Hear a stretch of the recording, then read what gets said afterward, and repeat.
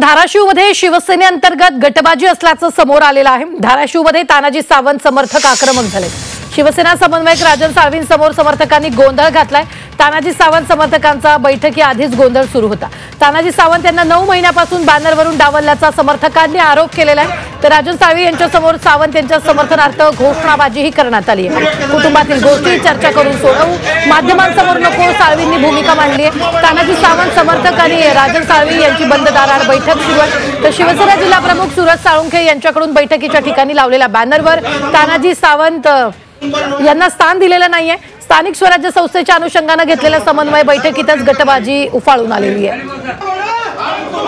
मोठी बातमी आपण आत्ताच्या क्षणाची पाहतोय। तानाजी सावंत समर्थक आक्रमक झाल्याचं आपल्याला पाहायला मिळतंय।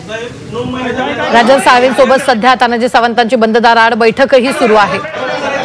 तानाजी सावंत यांना 9 महिन्यापासून बॅनरवरून डावलल्याचा समर्थकांनी आरोप केलेला आहे।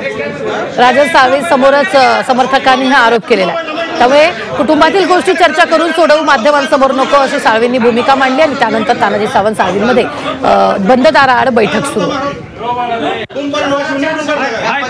स्थानिक स्वराज्य संस्थांच्या अनुषंगाने घेतलेल्या समन्वय बैठकीतच ही गटबाजी उफाळून आलेली आहे। समर्थकांनी मोठ्या प्रमाणात घोषणाबाजी केल्याचंही आपल्याला या दृश्यांमध्ये पाहायला मिळतंय। धाराशिवमध्ये शिवसेनेत अंतर्गत गटबाजी असल्याचं समोर आलेलं आहे। धाराशिवमध्ये तानाजी सावंत समर्थक आक्रमक झाल्याचं पाहायला मिळतंय। तानाजी सावंत समर्थकांनी बैठकीआधी गोंधळ घातलेला आहे।